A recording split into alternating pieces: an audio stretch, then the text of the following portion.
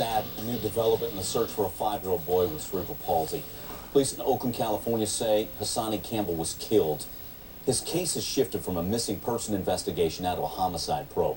His foster parents, they were arrested Friday. It's his aunt, Jennifer Campbell, and her fiance, Lewis Ross. Ross also doubling as Hasanni's foster father.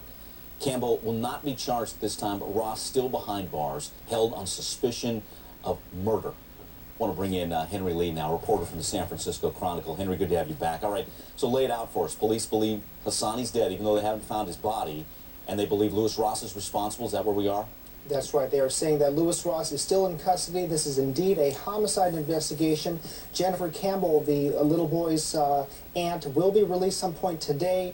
The police still have no idea where little Hasanni is, but they are confident. They are confident that this boy is unfortunately killed, allegedly at the hands of his foster father. So the investigation continues. We are expecting to see Mr. Ross in court tomorrow to be formally charged. Okay, let's refresh everybody's memory, Henry, about his story that he said, was August 10th, that he had been to, some sort of a wrecking yard with little Hasanni, then took him to the shoe store where his aunt, Jennifer Campbell, works, and led him off to go walk around the back of the building, and that's the last that he saw of him, but there's no evidence that ever took place, right? That's right. The Oakland police suspect that little Hasanni was never in the BMW that belonged to Mr. Ross in the first place. So the question is, where is Hasanni?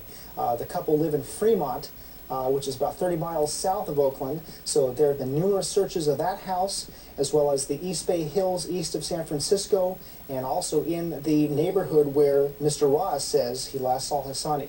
No signs of the boy, but as you know, we can proceed in a prosecution without a body. Who was the last to see him? I mean, we have this date from foster father Lewis Ross, who's now charged with little guy's murder. That's August 10th. Who saw him prior to that? What's the last definitive sighting of little Hasanni? Well, the police are not telling us if there's anyone beyond Mr. Ross's what they call self-serving statements about when he last saw Hasanni. So if there's an independent witness, we don't know about that person. Gosh, look at that little guy. Henry, we have the text message. It's really damning from July 31st.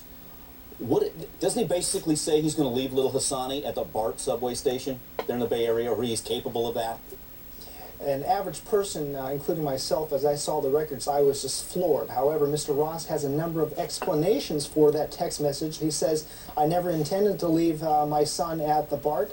It was rather that I was going to say, hey, you know what, I was in the middle of an argument with my fiancée. I was just going to tell her, you pick him up. So he's got a lot of explanations. Some people would say excuses about what he's been doing. Yeah, and he said in the midst of that, he was okay to take care of little Hasanni's 1-year-old sister, but he'd had it taking care of Hasanni, basically. If you That's read, right. Okay. That's right. Court records also say, Mike, that he admitted to leaving the two kids alone in the home while he went to the bank earlier that day.